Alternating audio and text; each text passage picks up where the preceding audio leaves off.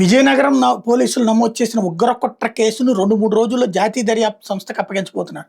విజయనగరానికి చెందిన సిరాజ్ ఉర్ రెహమాన్ హైదరాబాద్తో పాటు పలు రాష్ట్రాల ఉగ్రవాద భావజాలం ఉన్న వాళ్ళతో ఏర్పాటు చేసుకున్న సంబంధాలు, ఇతర కార్యకలాపాల మీద ఎన్ఐఏ 6 నెలలుగా కన్నేసి ఉంచింది. సయ్యద్ సమీర్తో కలిసి సిరాజ్ భారీ పేలుళ్ల కుట్రకి పథకం రూపొందించి అమలు చేసే దశలో దొరికిపోయిన విషయం తెలిసిందే. విజయనగరం పోలీసులు అరెస్ట్ చేసిన వీళ్ళిద్దరిని వారం పాటు విచారించారు. వీళ్ళు ఇచ్చిన సమాచారంతో హైదరాబాద్, చెన్నై, ముంబై, ఢిల్లీలోని ఎన్ఐఏ అధికారులు మరో 15 మందిని అదుపులో తీసుకునేందుకు జల్లెడ పడుతున్నారు. సౌదీ, ఒమన్లో ఉన్న ఇద్దరిని భారత్కు రప్పించేందుకు ప్రయత్నిస్తున్నారు.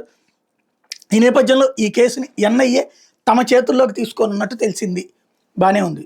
అసలు ముందు రాష్ట్ర పోలీసులు వీళ్ళేంటి, వీళ్ళ ఫ్రెండ్స్ ఎవరు, ఈ రాష్ట్రంలో వీళ్ళ భావజాలం ఏంటి, అట్లాగే నంద్యాల లాంటి చోట్ల, నెల్లూరు లాంటి చోట్ల, మదనపల్లి లాంటి చోట్ల జరుగుతున్న పరిణామాలు, అక్కడ ప్రత్యేకించి హిందువుల మీద జరుగుతున్న దాడులు, వాటి వెనకాల ఆర్గనైజ్డ్గా జరుగుతున్నటువంటి కుట్రలు, ఇలాంటి వాళ్ళతోనే జరిగేది. ఇవన్నీ జాగ్రత్తగా ఆలోచించాల. మన నిఘా వర్గాల్ని పటిష్టం చేసుకోవాలి. ఇప్పుడు ఎవడో చెప్తే మనం ఇక్కడ పట్టుకుంటున్నాం. జాగ్రత్తగా ఆలోచించాల్సినటువంటి సందర్భం.